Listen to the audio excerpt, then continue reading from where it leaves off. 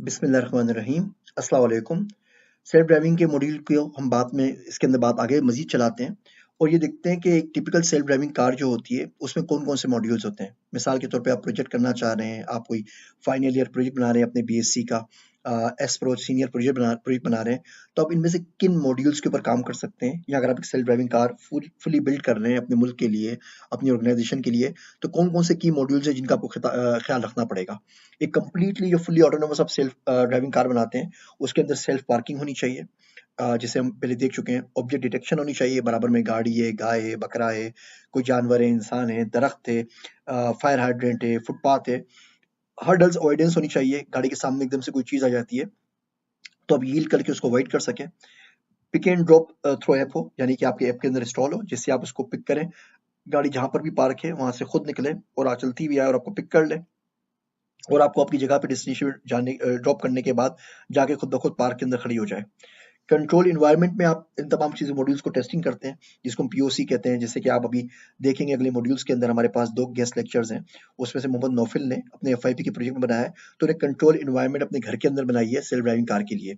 वो toy car है, लेकिन बेसिक जो अगराज़ व मकासद और बेसिक जो कंसेप्ट है वो बिल्कुल सिमिलर है। फिर हमारे पास फाइंडिंग शॉर्टेस्ट पाथ। अभी फाइंडिंग शॉर्टेस्ट पाथ जो है, प्रॉब्लम डाइकेस्ट्रा ने जो 1965 में सॉल्व किया था कंप्यूटर साइंस के अंदर, ये हम बड़ी डिटेल में पढ़ चुके हैं स्वाम इंटेलिजेंस वाले मॉड्यूल के अंदर कि चूंटियां एक जगह से दूसरी जगह शॉर्टेस्ट पाथ पर किस तरह पहुंचती हैं।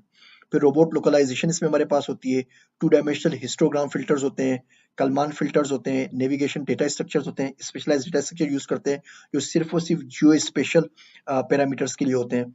हम फिर कोड को ऑप्टिमाइज करते हैं। ज़्यादातर सेल्फ ड्राइविंग कार का जो कोड होता है वो सी प्लस प्लस में लिखा जाता है, मेनली बिकॉज उसकी एफिशिएंसी और स्पीड की वजह से।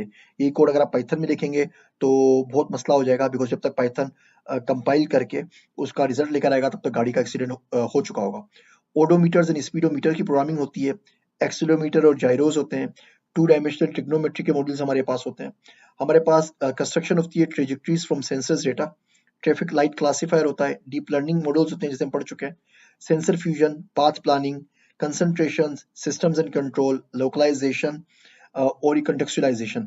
सऊदी अरबिया, पाकिस्तान, यूएसए, जिस मुल्क के लिए आप बना रहे हैं उस मुल्क के लिए आपको करनी पड़ती है, क्योंकि ज़ाहिर बात है हर जगह के ऊपर हर मुल्क के अंदर उसका कॉन्टेक्स्ट डिफरेंट होता है। आप खुद सोचें कि वो सेल्फ ड्राइविंग कार जो अमेरिका में न्यूयॉर्क या लॉस एंजलिस के रोडों के ऊपर ट्रेन की गई हो चलने के लिए, वो कराची के अंदर या सखर के अंदर या इस्लामाबाद के अंदर किस तरह ड्राइव कर सकेगी। वो सेल्फ ड्राइविंग कार जो पिक एंड ड्रॉप कर रही है न्यूयॉर्क में मैनहट्टन स्क्वायर से, वो खड्डा मार्केट के अंदर डिफेंस में या लालू खेत के अंदर किस तरह पिक एंड ड्रॉप करेगी। तो ज़मीन आसमान का फ़र्क है, इवन रोड की कंडीशंस का फ़र्क है। जो गड्ढे और जो बारिश में आजकल पानी में कराची का हाल है, आप खुद सोचें सेल्फ ड्राइविंग कार तो दूर की बात, लेवल 0 वाली जो ह्यूमन गाड़ियाँ चलाते हैं वो तो चलने के काबिल नहीं रहती, तो हम सेल्फ ड्राइविंग की कार की बात किस तरह कर सकते हैं।